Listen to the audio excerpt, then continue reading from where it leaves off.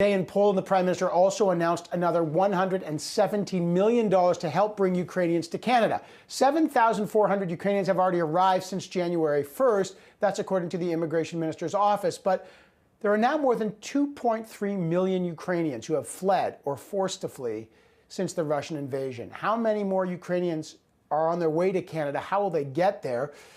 Here, let's find out. The Immigration Minister Sean Fraser joins us. Minister, always a pleasure to have you on the program. Your office has said, 7,400 Ukrainians have come to Canada. How many have come since the war started 15 years ago? Because a lot of folks are saying, I haven't seen plane loads of Ukrainian refugees who have poured across the border into places like Poland coming here. Evan, I don't have the numbers broken down day after day, but I think to put it into perspective, when I was with you on television just about a week ago, we'd had about 6,200, I believe, at the time. There's now more than 7,400 only a week later. To put it into perspective, we've had another 7,100 or so applications that are currently in the inventory to come as well. A lot of the folks who would have come since January 1st would have been coming in anticipation of a potential need to flee violence and persecution. And to see that we've now got more than 7,000 in Canada since the beginning of the year, 7,000 more who've already applied, signals to me that we're going to have a significant number of people in the weeks and months ahead who are going to be landing in Canada. Minister, will the government be sending special flights to help people out? I think in Poland is experiencing one Ukrainian crossing the border every 2 seconds.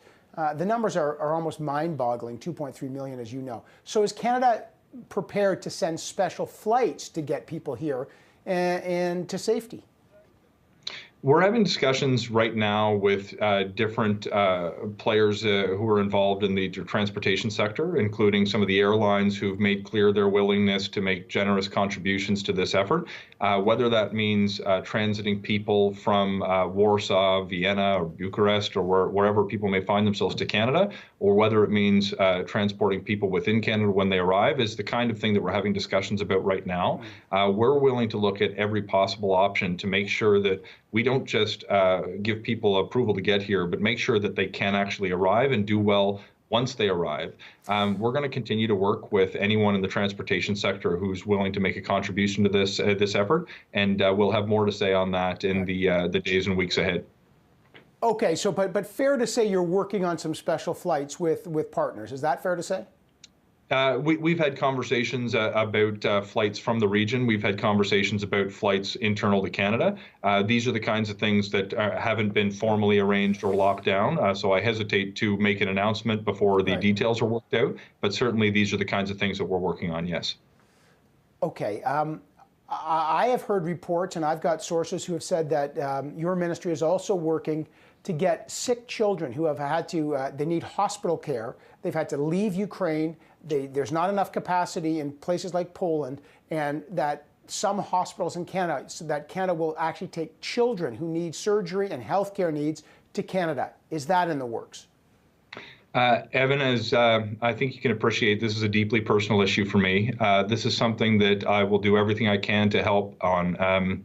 When I saw some of the footage from your broadcast a moment ago, I couldn't help but feel extremely emotional for the pain that these families are living through.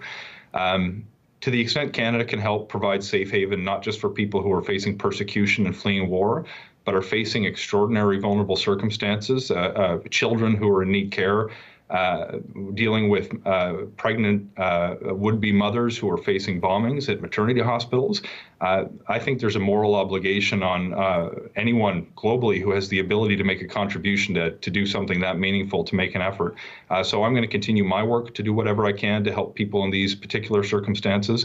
What I care about most is that these people find a safe place to be and to receive the treatment that they need. Whether that's Canada or another partner who makes that happen is something that we're going to continue to work together with the global community on.